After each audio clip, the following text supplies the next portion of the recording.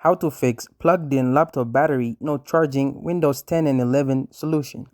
Go to search option and just search settings, search box. Now click on settings. Go to search option and just search power option. Scroll down and click on the power option. Finally, click on the run.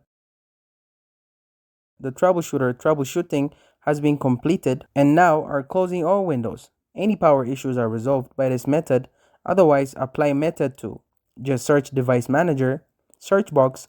Now click on device manager, click on batteries, show the two options. So right click on a Microsoft AC adapter.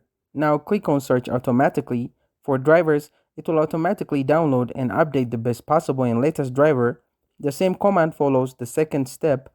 Check if the problem is solved. Otherwise, uninstall two of the drive.